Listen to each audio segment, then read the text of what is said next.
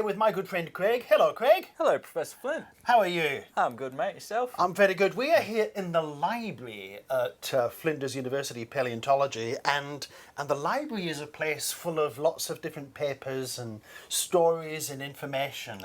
And did you like going into libraries as a kid? Oh, I love it. I love the smell of old books. Yes, yes. There's something about that, isn't there?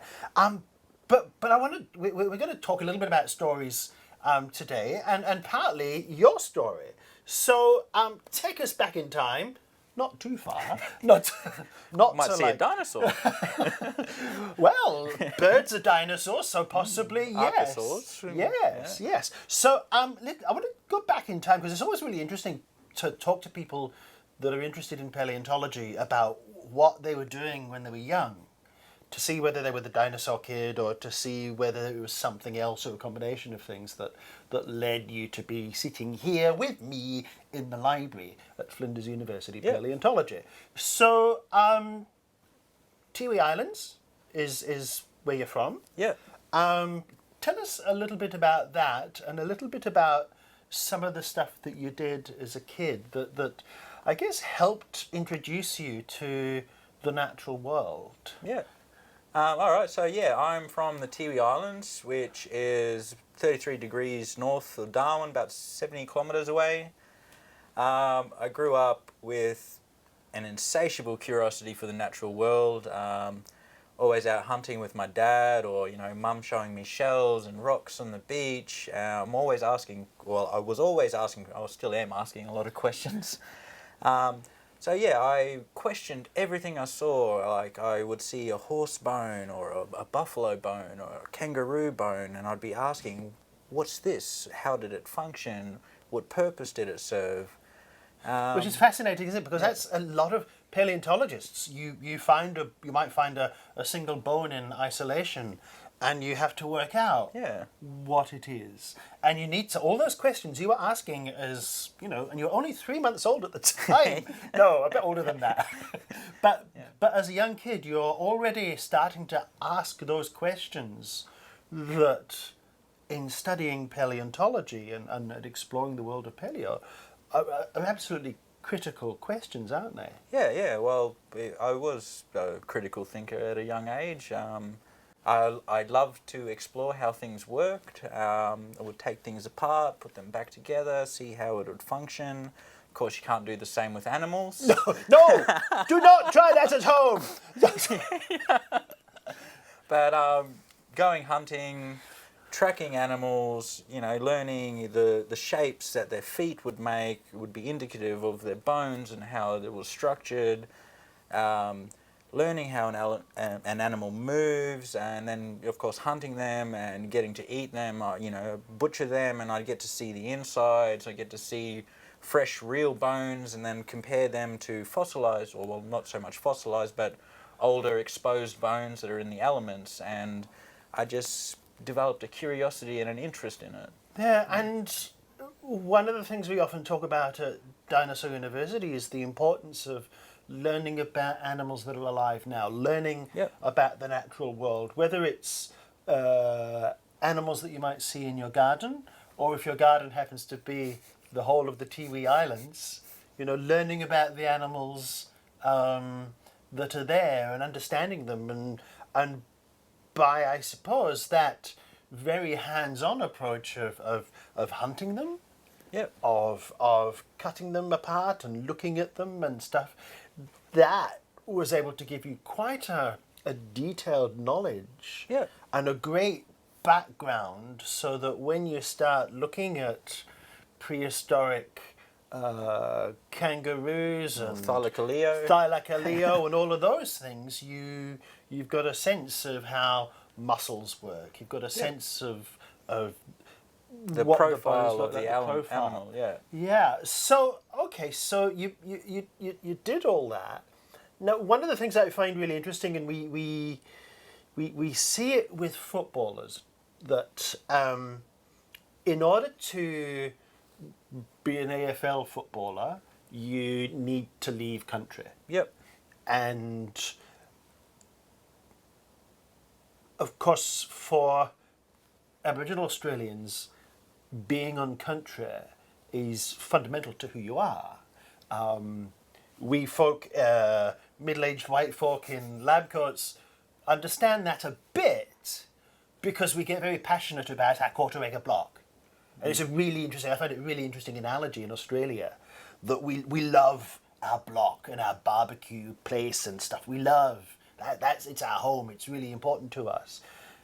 And to try and imagine that house having been in the family for 50 or 60,000 years is kind of mind-blowing. So how hard is it? Oh, it's very hard being away from home. It feels like you're disconnected not only from your family but just from the land itself, because it's hard to sort of put to words, but we have this connection with the land. It's more than just owning something. It's we belong to this land. This is where we came from. It's where our ancestors came from.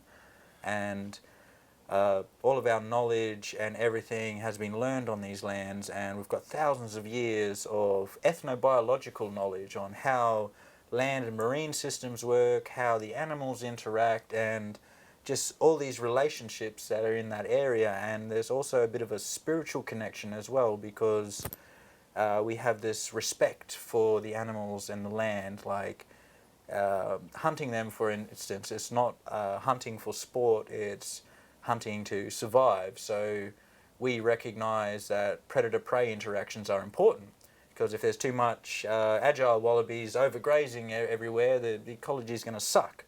So they don't really have natural predators other than the odd dingo, which their numbers are dwindling now. So it's important for humans to play an ecological role, because we are equal to the animals. We have a purpose, a function, but we choose to sort of modify the environment for convenience.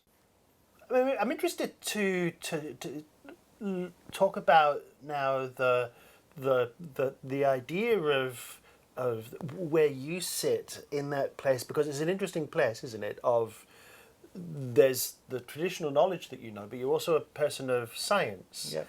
And because I've always been a great believer that, and have worked with some folk in that space, where there's some really cool things that each can bring to the other. But in particularly in the 21st century, we traditional knowledge, I think, helps put science into a perspective, or helps put. I mean, gives them a broader perspective. So, like Indigenous people, not necessarily Indigenous Australians, but I'll use Indigenous Australians as an example. But any Indigenous people that have spent thousands of years living in a certain area will have specialist knowledge of that ecosystem, of, well, the land and the water, the animals, and all these relationships. Like their Indigenous stories, I can't think of it, I think it was with Perinti and another Varanid, sort of a monitor, but this is in the centre in Alice. So there was a story on how these two lizards hate each other because one was supposed to, they were made a deal to paint each other's backs to have these patterns. One did a beautiful painting and the other did not. So this has started an eternal feud between these lizards, and every time they see each other, they fight. And that's the explanation as to why they hate each other. So I can't really inference Western sort of data from that, but it's a good explanation, I guess, as to like the rivalry between these two species. It is. It's interesting, and I remember hearing that down in the southeast of South Australia there were some geologists that had looked at the volcano down there, and they said, "Oh, we reckon it's erupted this many times," and the local Bowendick people. Somebody from there had said, no, we reckon it's this many. And the scientists go, no, it's this many. Scientists have had another look and they've gone, yeah, they're right. So, and the fascinating thing, of course, is because there is, I suppose, in order so with traditional medicine, for example, obviously there's been trial and error. Yeah, I like over to think a period about of that. time. Yeah, Isn't it? It's interesting, isn't it? Because that's what we do. I mean, we're trying to find a vaccine for COVID-19 at the moment, and that's trial and error, and that's trials and working them through. And you've had, and your ancestors had thousands of years to do that. Yeah. There's a good example, guaca in my language is called, but the cycad trees. Cycad nuts are rich in arsenic and very poisonous. That's poisonous, isn't it? Yes, very, very poisonous to carbon-based life forms. Carbon, well, mostly carbon. So yeah, I often wonder about the trial and error in which we were able to figure out that if we soak them in running water for 3 days and 3 nights, they become edible, and from what I hear, are somewhat of a superfood and make us strong. And it's fascinating because, like, if you only soak it for 1 day, that's not enough. So you're right. It is that trial and error, which is part of what we as Western scientists do.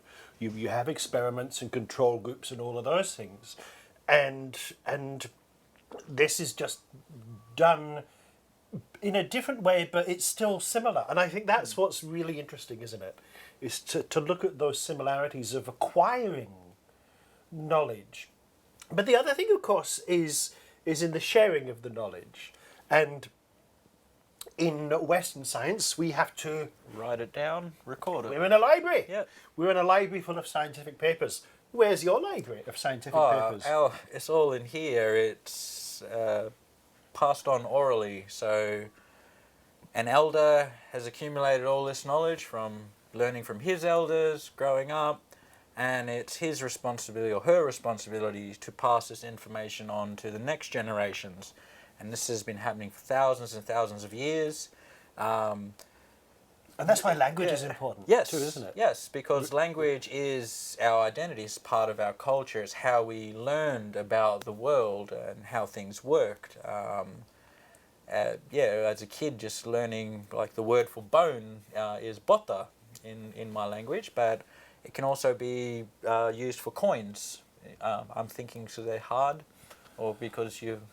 Okay, yes, yes, possibly, but fascinating. Okay, so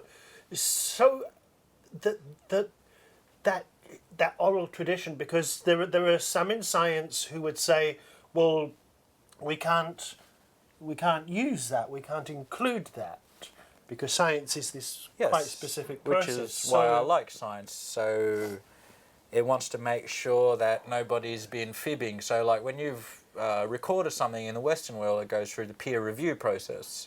You have experts in whatever the field is. They review your paper, your information, make sure that it's all true, and then it gets published. Whereas in the Indigenous world, you could have someone come in and lie about something. Yeah, somebody comes in and makes it up. How do we know? Makes tall tales. The game of, like, when you whisper to somebody and then somebody passes it on. So, and I think Western science has been quite fearful, rightly or wrongly, but it's said, well, we can't do that. We can't accept that because it's just passed oral down knowledge. by oral knowledge. It's not recorded properly. Yeah.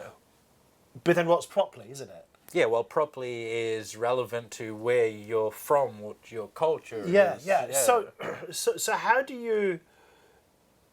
I mean, do you see that something that you might do is write down those oral traditions, or does that then take it away from being oral traditions? What's the... Well, now, the new era, we have a lot of recording technology, so I personally want to record as much media as I can to not only learn for myself, but future generations where the elders will no longer be there, because there sadly is a big gap in the generations and culture. A lot of knowledge is being lost, like right now as we speak. Generation of children that some don't even want to learn about it, and it's creating these problems. So we really need to start writing stuff down, recording song lines, dances, rituals, not just on digital media, but writing them down as well. And hopefully these might validate some of the things that we know of. But certainly give us insights. And because, for example, I know that there's in Queensland, I think, there's some rock art, and the suggestion is that it's probably Thylacoleo. Now, the person that, or the people that drew that rock art would have seen, quite possibly, Thylacoleo, because we know there is a period of several thousand years at which Aboriginal Australians and the megafauna were living together on this continent. Coexistence, yeah. And I remember chatting with Prof. Rod Wells one day, and he was talking about a Thylacoleo skull, and he'd shown it to an elder, and the elder was able to talk about, oh yes, we know about this fella, we know this, and stuff through oral tradition and oral stories. So where do you think this, and is this something that you think that you want to pursue in terms of this sharing of the different ways of understanding? Where do we take it from here, I suppose? Well, the first step would be collecting as much of the data as possible and preserving it, and then making it available to the wider community. But we will also need to spend time interpreting the traditional data and the Western data into a new sort of group.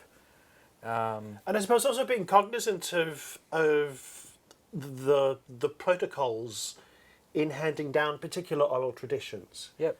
Because there would be, I know from locally, from Ghana, there are, you need a certain piece of knowledge before you get given the next piece of knowledge. You sort of earn your way up. You earn your way up. So for me, I can grab any of these books and read any of them. Although at a university you do your first year and your second year and your third year, so you that's probably more a closer analogy, isn't it? Yeah. So how would you manage those things?